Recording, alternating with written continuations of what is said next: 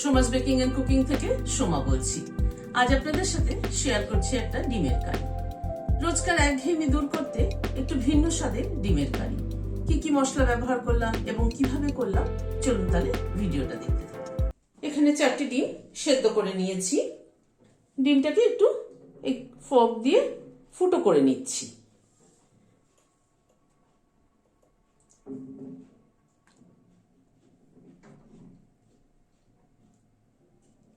অল্প একটু নুন ছড়িয়ে দিলাম, সামান্য একটু হলুদ ছড়িয়ে দিচ্ছি। নুন হলুদ দিয়ে ডিমটা একটু মাখিয়ে নিচ্ছি।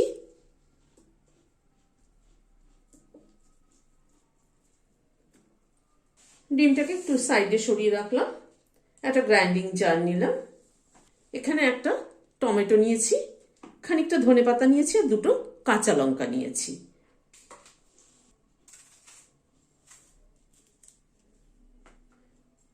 টমেটোটাকে কেটে দিয়ে দিচ্ছি।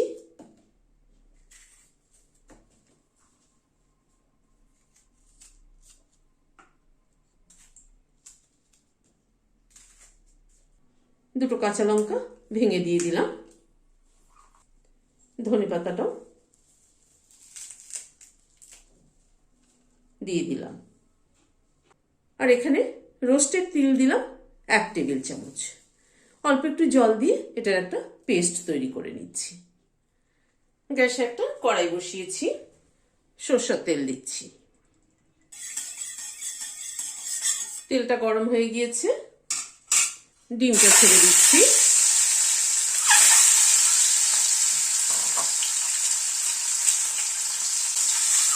ডিমটাকে একটু হালকা করে ভেজে তুলে নেব।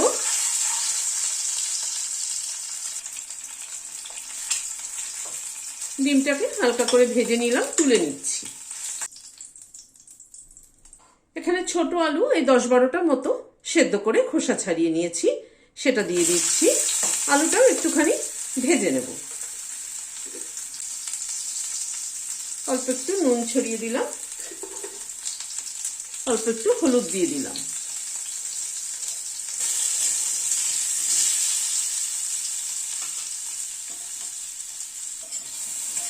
আলুটাকেও ভেজে নিলাম, ভেজে তুলে নিচ্ছি। আলুটা তুলে নেওয়ার পরে আর একটু তেল দিচ্ছি। তেলে অল্প একটু সাজিরে ফোড়ন দিচ্ছি। সাজিরে যদি আপনাদের কাছে না থাকে তাহলে এমনি জিরেই দেবেন, তবে ফ্লেভার যাতে একটু অন্যরকম হয় আমি সেই জন্য একটুখানি অন্যরকম ভাবে করার চেষ্টা করি। একটা তেজপাতা দিলাম। একটা পেঁয়াজ, মিডিয়াম সাইজের একটা পেঁয়াজ কুচি করে নিয়েছি, সেটা দিয়ে দিলাম।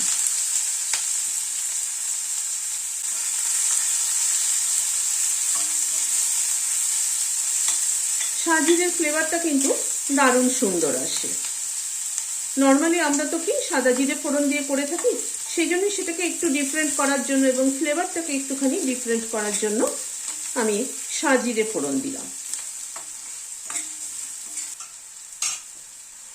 পেঁয়াজটাকে একটুখানি ভেজে নিলাম, এই মিনিট খানেক একটু নাড়াচাড়া করে নিলাম। খুব বেশি ভাজবো না কিন্তু। প্রথমেই 1/2 টিস্পুন রসুন বাটা দিলাম। এখানে 6-7 কোয়া রসুন আছে, সেটা পেস্ট করে নিয়েছি।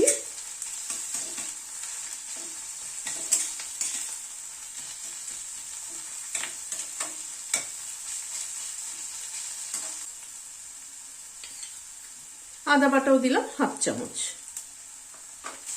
আদা রসুনটা পেঁয়াজের সাথে একটু ভেজে নেব।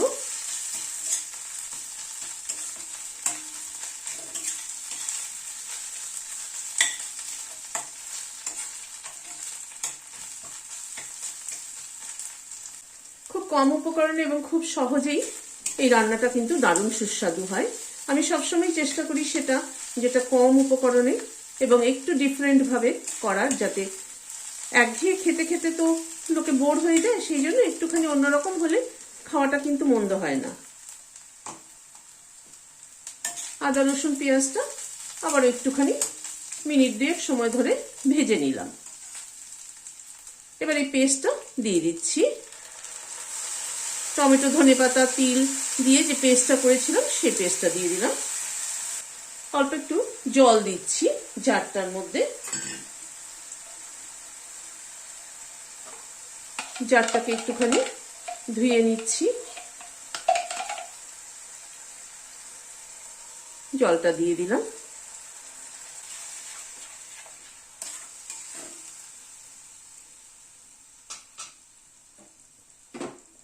হলুদ দিচ্ছি হাফ চামচ, নুন দিচ্ছি হাফ চামচ, কাশ্মীরি লঙ্কার গুঁড়ো দিলাম হাফ চামচ। সব দিয়ে মশলাটাকে এবার কষিয়ে নেব। গ্যাসের ফ্লেমটাকে মিডিয়ামে রেখে মশলাটাকে ধীরে ধীরে কষাবো।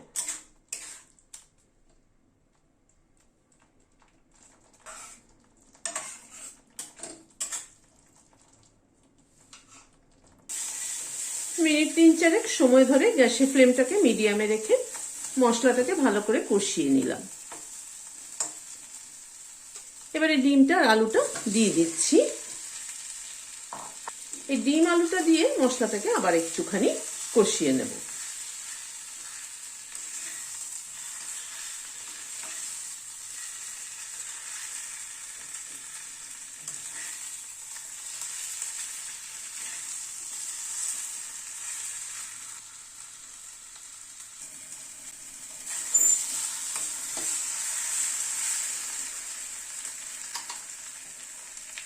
ডিম আর আলুটা দিয়ে আবার মিনিট 2 মতো একটুখানি মশলাটার সাথে কষিয়ে নিলাম। এবার গরম জল দিয়ে দিচ্ছি।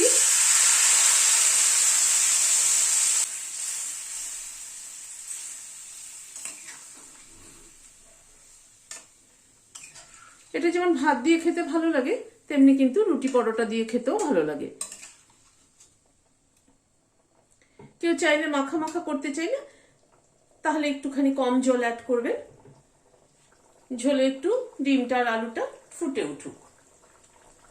একটু ঢেকে দিলাম। গ্যাসের ফ্লেমটাকে কমিয়ে দিলাম। 3-4 মিনিট মতো ঢাকা ছিল, ঢাকাটা খুলছি।